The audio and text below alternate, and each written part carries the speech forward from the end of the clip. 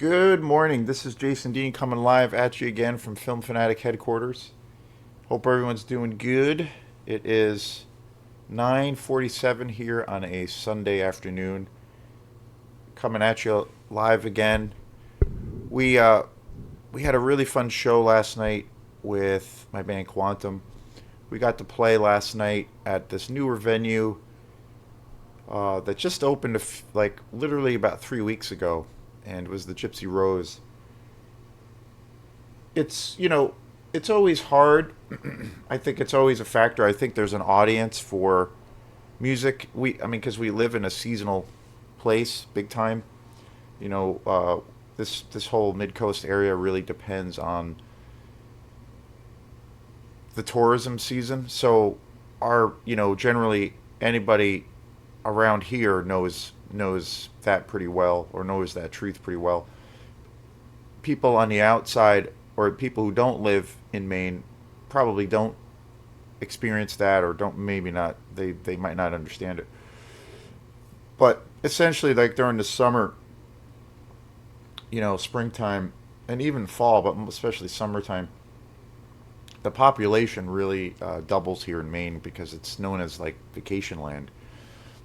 So you have like all kinds of people that come up to check out this. We live in an incredibly beautiful state, and we live in this like small coastal area. And I the thing that I love about Maine the most, uh, like as far as like the from a just from the location and geography of it, is I've always loved the ocean growing up as a kid, and I love that it is a part of our daily lives here in Maine because I live 2 minutes from the ocean. So I live, Northport is like centered in Camden, and Rockport and Belfast.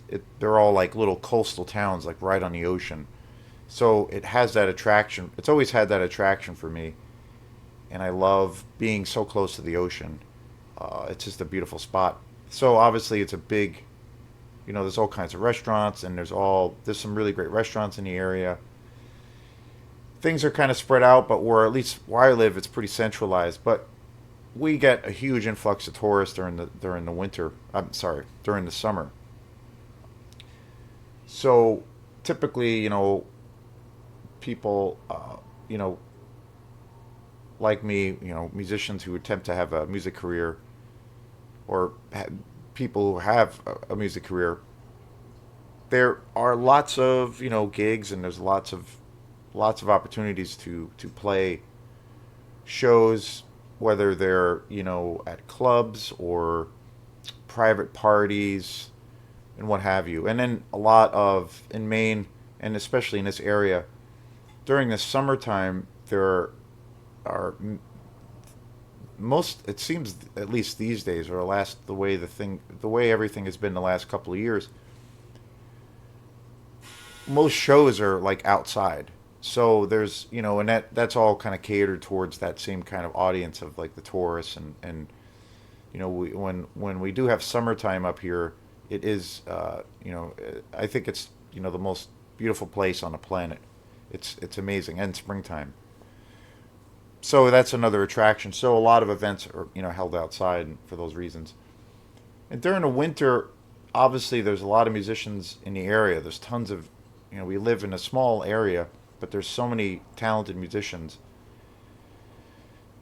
And some musicians don't really play all that much because it is seasonal and there is like a time downtime. But there are certain musicians who are able to still play, and try it, and do kind of keep uh, some level of sustainability with making a living playing gigs.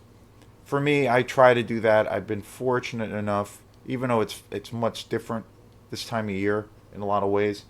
I've been fortunate to still like try to stay active with things, and with some shows, and there's lots of other activities that I'm involved with, music related. So, but it's gotten better, I think, over the years. But a lot of the times, people are, one of the things that happens is people say, well, let's not really do as many events during the winter because there's not as many people here, which makes sense.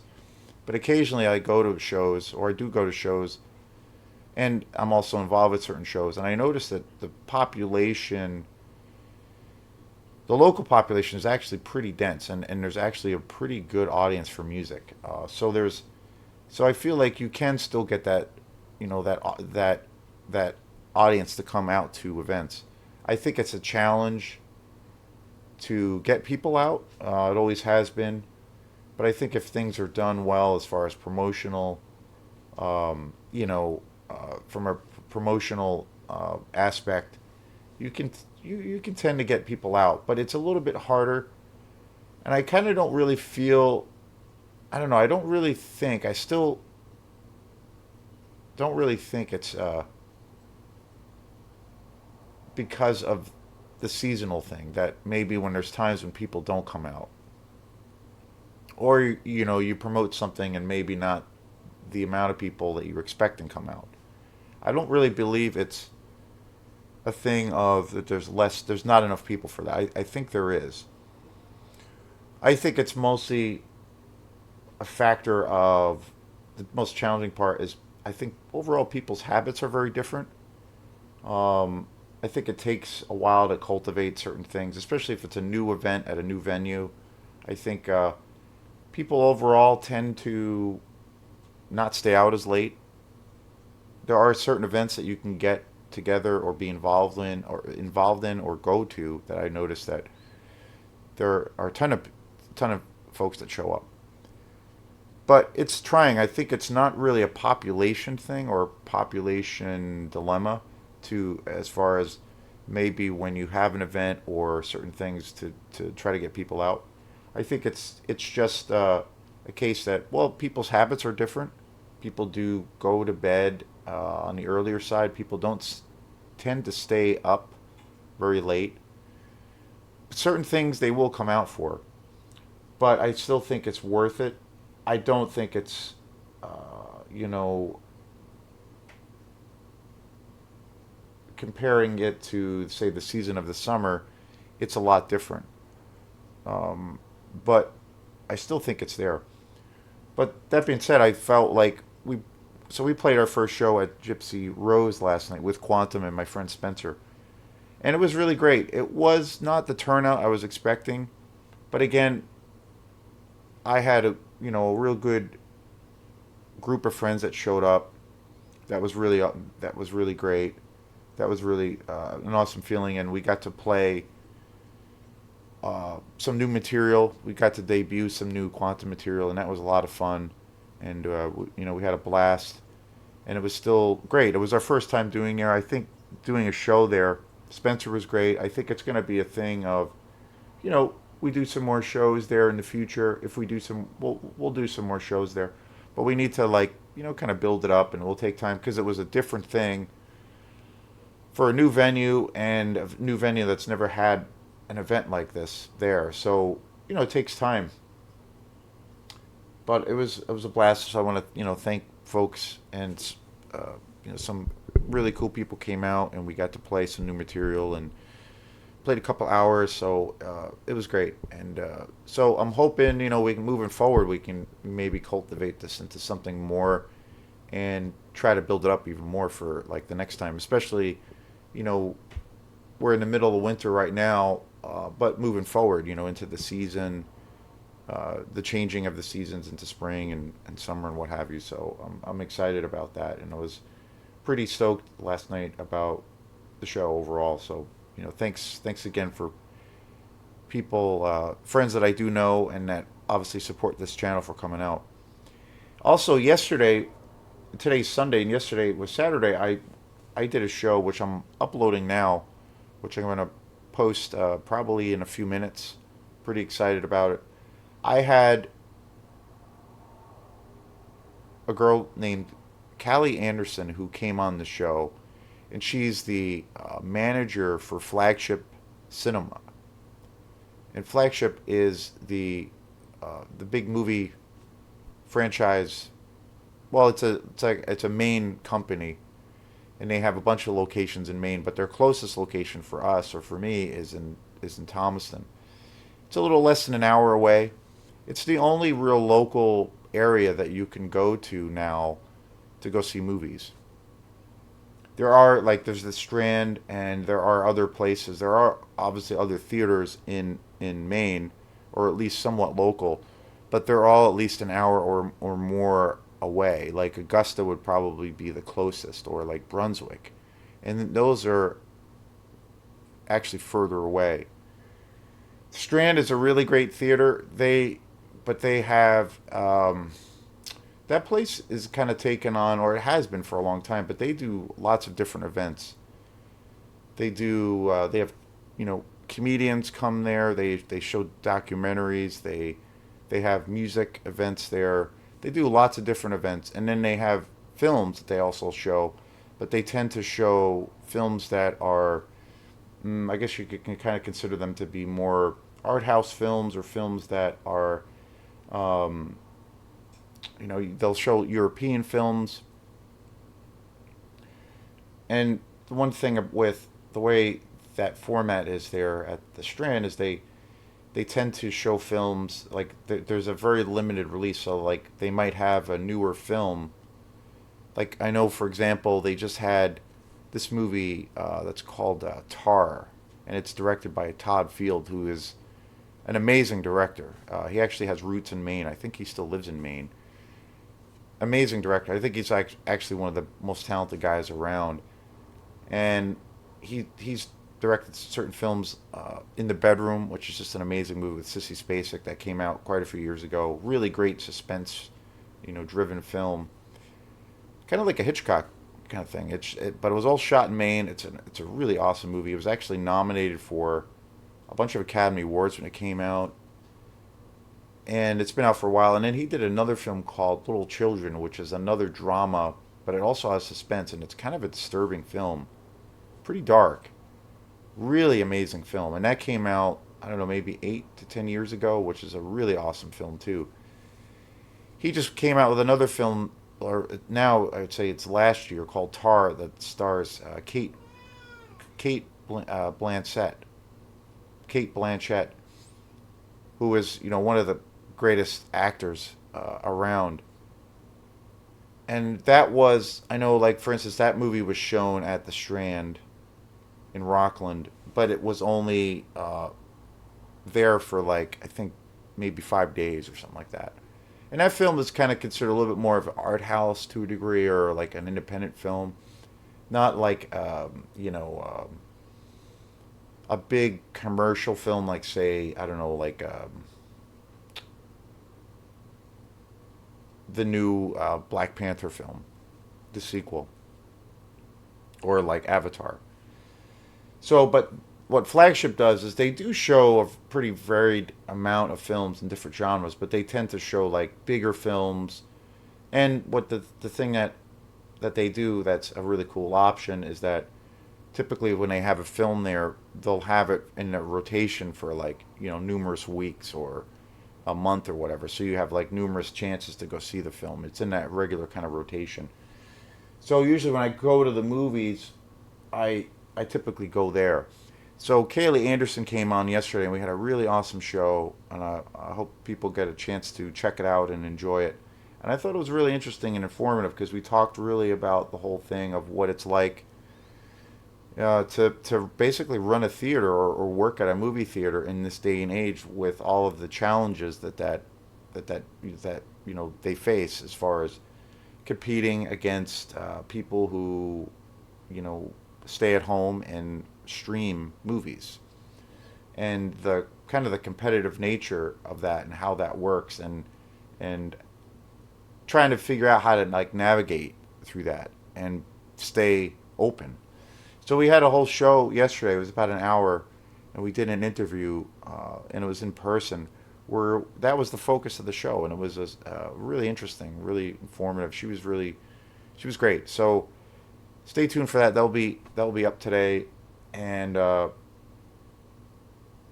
yeah, I learned a lot. It was good, and I kind of felt we talked about it a little bit afterwards, and actually at the tail end of the show that she felt it was cool being that that's her life, and she's worked at that theater for a really long time, and especially now that she's a manager, and with the challenging times we're in, it was she felt it was a cool thing to talk about and a different perspective and something that's not really ever discussed. So I thought it was cool. I thought it was cool. So look forward to seeing what people think about it. So today's show is about this movie Midnight. This movie is such a good time. It was directed by Jack Russo and it came out in 1982. Uh, this movie is such. I feel like this.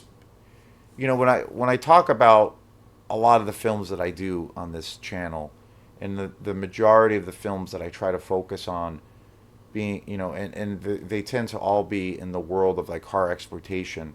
I try to focus on a lot of obscure and weird movies that were maybe forgotten at one point or didn't have too much of an audience maybe when they first came out, but now due to these kind of amazing times that we're in, all of these great cult classics are being reissued, kind of getting a second life. And for me, this is like an example or like the epitome of like pure horror exploitation. Um, One of the coolest aspects of this film was that it stars Lawrence Tierney. And if you don't know who Lawrence Tierney is, he was such an amazing, iconic actor in the 70s and 80s. He's probably most well known for his lead role in Quentin Tarantino's Reservoir Dogs, which I'm a huge fan of Quentin Tarantino. I really love all of his films. The only movie of his that I feel was maybe a misfire, not very good. I'd like to see it again, but the only movie of his that wasn't a real big fan of was is a film called Death Proof that starred Kurt Russell. I felt like that movie was a little bit of it's good, but I felt like it was a little bit of a of a dud. I thought it was kind of boring. It was a little too long. I felt the writing wasn't as strong, wasn't as engaging, and it was a little bit too sleepy. There was something about it that I felt didn't really connect um, like his other films. And again, that's a matter of opinion. I did see that film in the theater.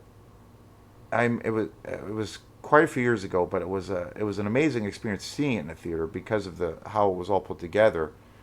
But I went. It was Death Proof and Planet Terror. It was this great evening. Actually, it was at the Colonial Theater, and it was quite a few years ago.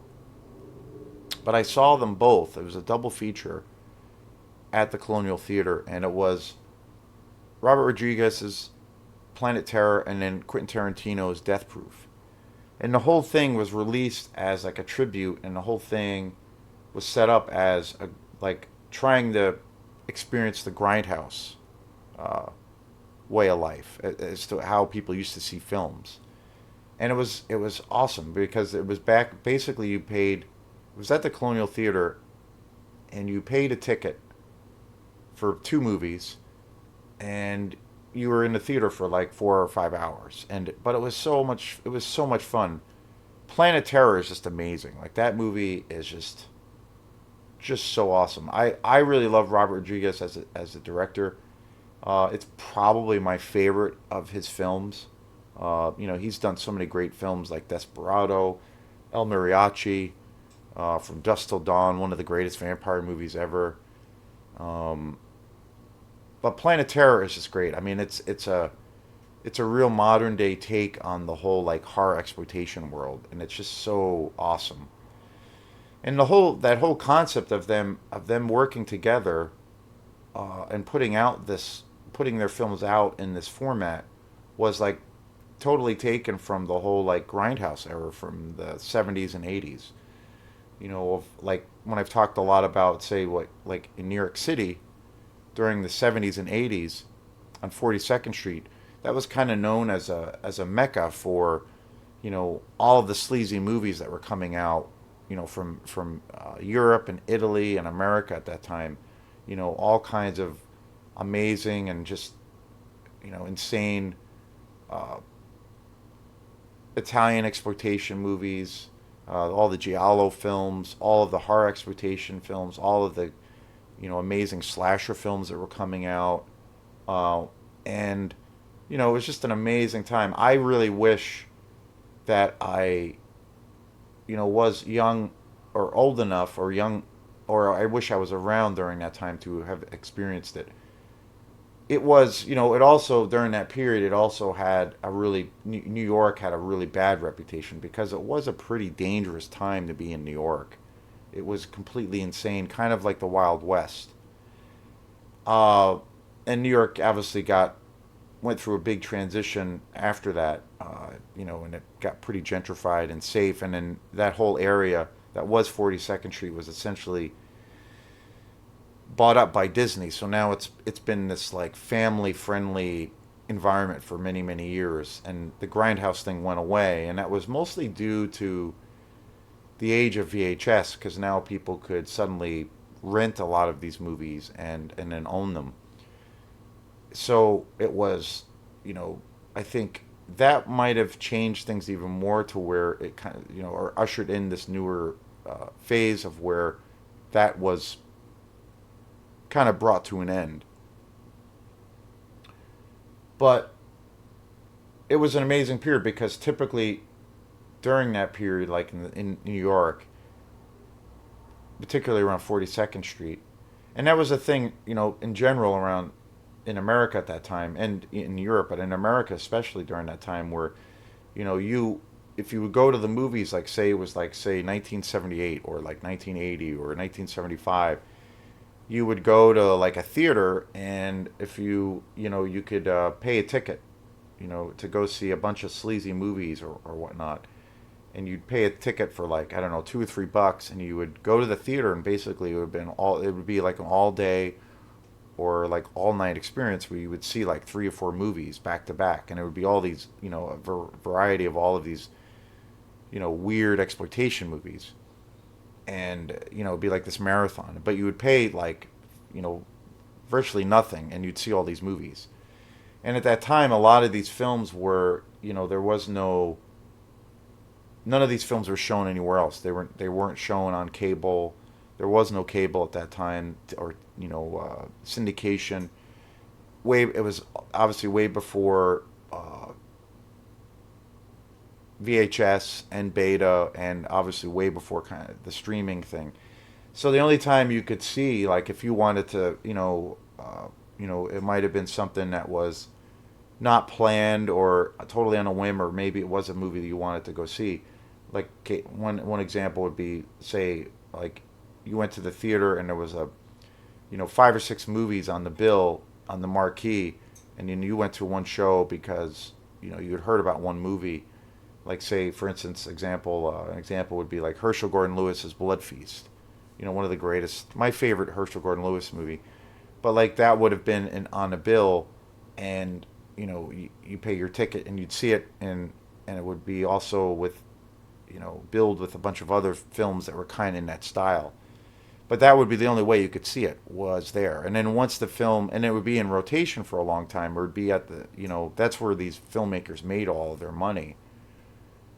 And then the other thing was drive-ins. The old drive-in theater, you would do the same thing. You would pull up, you put that crappy little speaker on your car, and you'd watch the film, and you'd pay a ticket, and then you would sit there for, an all day or all night kind of event, and you would watch a bunch of these movies together, and it was super cheap, and you'd see all these like crappy sleazy movies.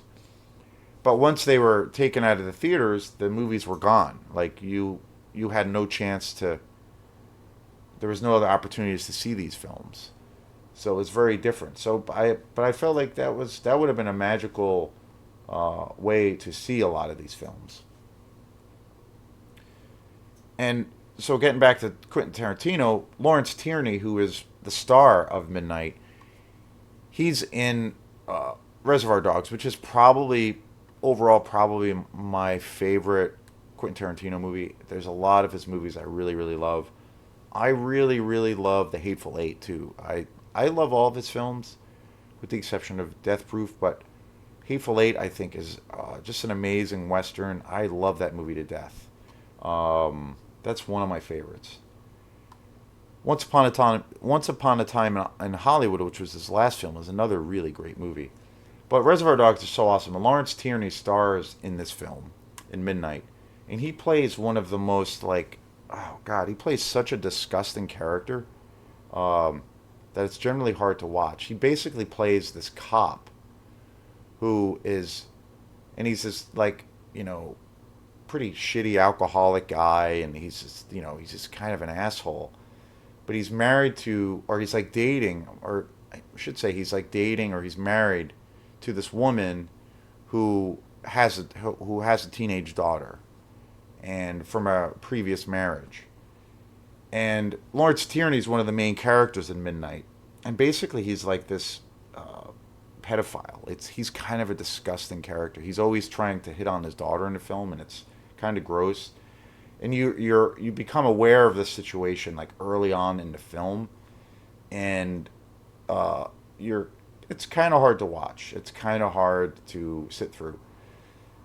And also in a weird way, he kind of takes on this almost hero character of this film. It's super weird. And basically, the whole premise of the story is this girl, this daughter, who is also the central character. She basically runs away from home to get out of the situation, and she ends up being, she ends up going meeting these guys, and she goes on the road, and then these guys are, it's like a kind of a road movie, but they end up getting uh, captured by this group of these psychopaths that are, you know, supposed Satanists, and basically they're taken captive, and they're all like tortured and killed, and they're used for like human sacrifice. And the family is like completely like batshit crazy. The family and these it's centered on these two guys that are like brothers, and they're just completely insane. And they're the ones who capture these these uh, these kids who are driving it. They're on this road trip, and they basically capture them, and they go on this rampage, and they're complete and utter psychopaths. And it's supposed to be tied into this whole thing of where they're like essentially this like satanic cult, and they basically capture uh, and and put these people in cages and use them for like satanic sacrifice. And it's the movie is completely insane. It's so low budget. It's so utterly ridiculous. And it's pretty gory. It's pretty gory. Uh, it's really dark, but it's so bad too. It's so campy, and but it's amazing. I just, it's again, it's one of those things of why I love these films so much. And I've watched this movie quite a few times. I bought this movie a year or two ago. Never heard of it. I thought the premise sounded amazing. It had some really great reviews, and exploitation is my jam, so I bought it, and it's just awesome. And this bonus or this package is just phenomenal. It's got so many great special features. Tom Savini did the effects, did the practical effects in this movie. Um, Tom Savini is most well known for his work on the Friday 13th franchise. Um, and like I said, Tom Savini did the effects in this film, and there's a really funny. There's some really, like I said, for this movie, there's a lot of great special features on here. And again, it was released by overall. I have to say, the best company out there that releases all of these just amazing grindhouse movies is Severin, and this is a Severin release. They're just amazing because the movie that I did yesterday, Dracula vs Frankenstein, which is just like amazing, just amazing. There, that was I bought it yesterday, or actually the day before yesterday, on a whim because I was down in Brunswick, Maine, and I went to the Bull Moose there, and I bought it. And after I bought it, I realized it was a Seven release, and I was like, oh yes, because I had looked at it. It came with two movies, and I saw that the packaging was just amazing. Both of the movies I had never seen before. I never heard of them before, and it came, and the price was pretty good for two movies, but it had like hours, like 2 or 3 hours of all of this bonus footage. And I just finished watching that stuff last night for Dracula versus Frankenstein, and that movie just blew my mind. But then when I bought it after I bought it, I realized it was a Seven release, and Seven just knocks it out of the park. I There's a lot of amazing. There's so many great, amazing companies out there. Mondo Macabre is another one. Blue Underground, but there's something special with Severin where they really go uh,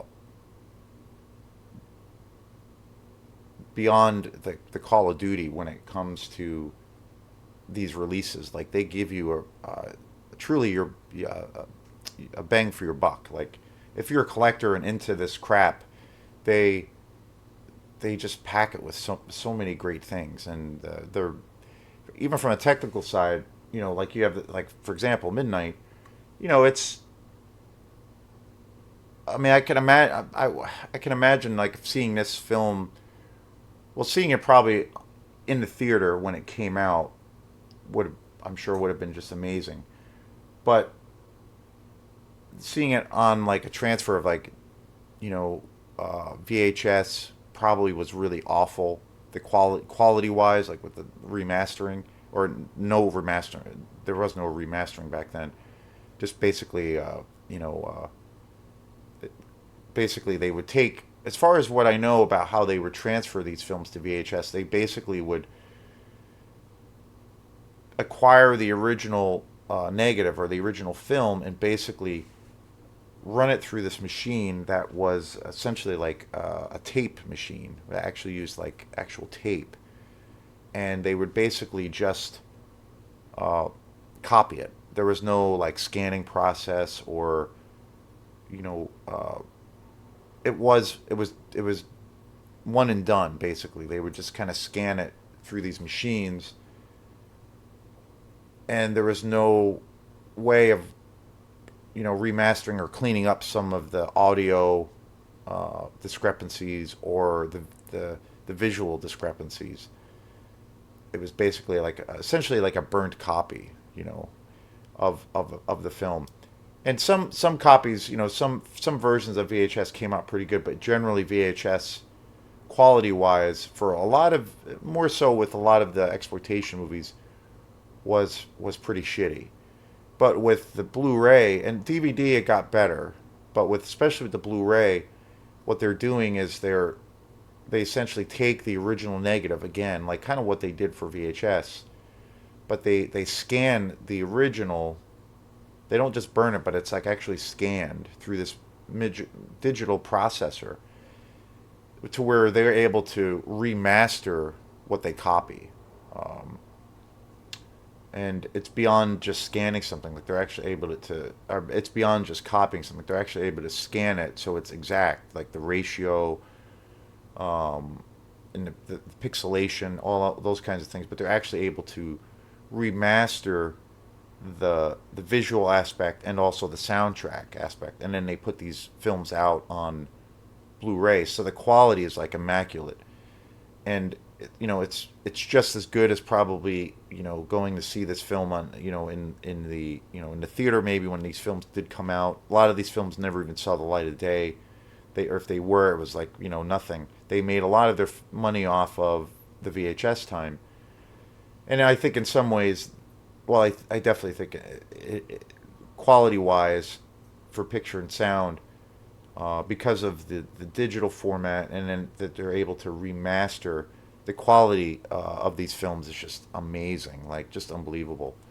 That was a big thing too, where when the VHS craze happened, when that exploded, and suddenly there was this audience, and a lot of companies were putting out a lot of these tapes of all of these grindhouse movies. Like one of the main companies, which I've been watching been reading about it, and I have this documentary about Vipco, which was a company that was run and owned by Michael Lee, who was a British distributor. And basically, what he did is he bootlegged all of these movies. He was able to get the original prints for a lot of these Grindhouse movies.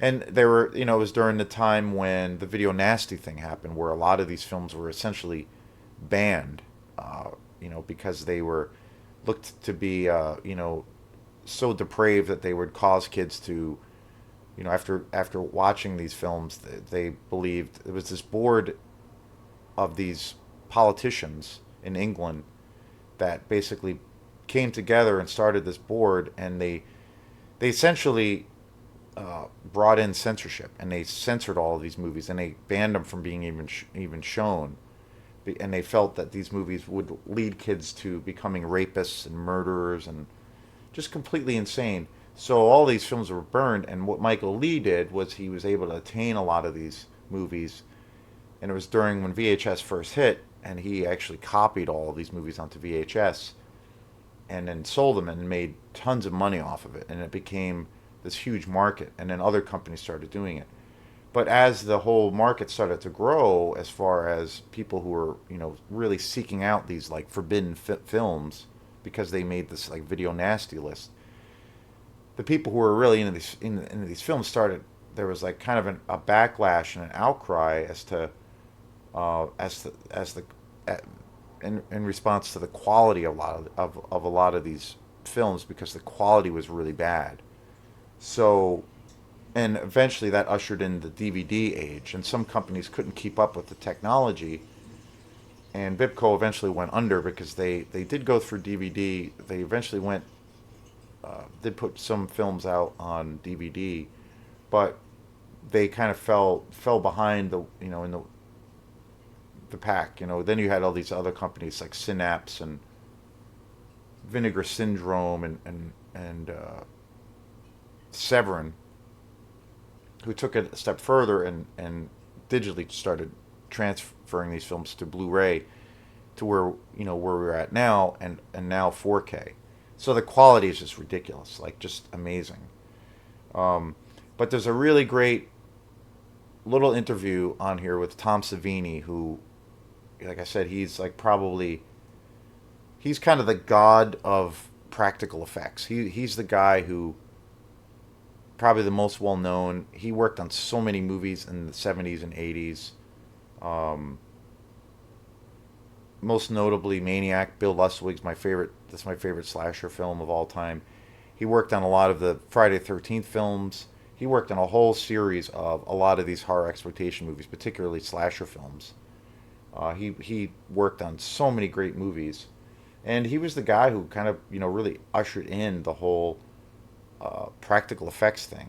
I think without Tom Savini and his genius, a lot of these films would have never been the same. But he worked on, this was one of the movies he worked on, and it's funny because this movie is like super obscure and super not. It's not a very well known movie, and it was funny because there's a really great interview with Tom Savini on here, and he like said that this film came about as a job for him when he was so busy as doing all these effects on all these movies that he literally didn't remember doing any of the work on this film. And he said it was like he was in this firestorm of all this work and activity, and he was like just doing all this work, and he was just saying yes and getting paid to do all this work. But he did as much work as he could over a span of like 10 to 12 years. And he said it was just like you know it was like a blitzkrieg. And this was one of the films he did, and he didn't even realize he did the effects for it. It's just hilarious, and he doesn't even remember the film. He said he never saw the film. I don't think even to this day he's even seen it. It's pretty funny, pretty hilarious. And the other thing that's super cool is, which I just kind of realized, this film was directed by Jack Russo, and this was one of the first films I think he did as a director. But he's most well known for, he was the co-writer with George Romero on Night of the Living Dead, the iconic zombie movie that came out in 1968. So he was his original entrance into horror was being the co-writer for Night of the Living Dead, one of the most iconic zombie horror films of all time. Like that's just crazy. Um, he was also involved with lots of other movies, most notably Night of the Living Dead. But Midnight was his like I believe was like his debut. He was involved with the remake of Night of the Living Dead in 1999, which was directed by Tom Savini. He actually had a foray where he directed some films too. Uh, and then there was another version of that that came out in 1990. Santa Claus or Santa Claus was another film he was involved in. Um, My Uncle John is a Zombie is another film. The Return of the Living Dead. Uh, the Majorettes is another film he was also involved with.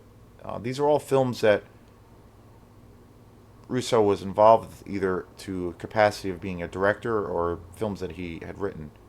Uh, Heartstopper was another film. Uh, Children of the Living Dead. Uh, yeah, just wild. But Midnight is just it's like the I feel like I said in the beginning of the show, it's like the epitome of just like trashy exploitation. The movie is super brutal at times, and it's super cheesy, like incredibly cheesy. And at the same time, it's super funny, super hilarious. Like the acting is terrible, but at the same time, it's just like wonderful. The story's pretty good. Some of the kills are really brutal. The aesthetic, the atmosphere for this film is just really awesome. It's super sleazy. There's one scene where the two brothers, who were the guys who were, part of this family, this completely deranged family, and it's interesting too. It really reminds me, the dynamic in this family really reminds me of uh, the the family in Texas Chainsaw Massacre, which I definitely think they took an influence from, or John Russo took an influence from, or more or less ripped it off in an exploitative way, because they have this very they're so incredibly deranged. So and it has this like family dynamic, but it's its own thing. I don't think it's like blatant in a way. It's definitely this film goes in a very different direction than say Texas does. But that's a I would say is an obvious huge influence, or was a huge influence. And again, there's certain scenes in this film that are definitely disturbing and pretty messed up. But at the same time, it's that great balance of where it's really funny and it's so bad, but it's just and then the atmosphere is just great, and it's totally like bonkers crazy. Um, yeah, this is a movie, and I bought this about a year or two ago, and I never seen it before, and I love this movie. I've watched this film quite a few times, and if you're in a mood for some real sleazy horror exploitation, like a classic example of that, Midnight is the one. Yeah, it's just so awesome. And it's such a product of its time. It's the epitome of you know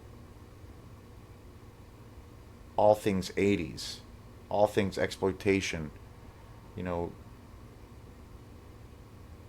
and it came out during kind of the golden period of all of these exploitation movies, from like kind of the golden period for a lot of this stuff was like early mid 70s to the late 70s to about like 90 95 96, mid to late 90s.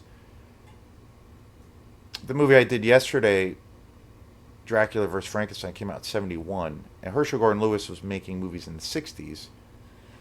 And you had all the great Italian directors that were making all these great horror movies during the 70s and 80s, mostly in the late 70s, early 80s. So you had a span about more or less 15 years where there was hundreds of these movies coming out because it was really popular and it was this craze, and the fans were just devouring this material that were into this stuff. So it was like kind of like the floodgates had been opened. So there were so many of these movies coming out, and some were big hits, some were not. But now they're all getting this treatment, and this is definitely one of the better ones that I feel uh, was probably not, you know, a movie that a whole lot of people saw back in the day. Uh, but just awesome. I love this movie. So thanks again. This is Jason Dean, and we will see you next time. And keep watching some good movies. Peace.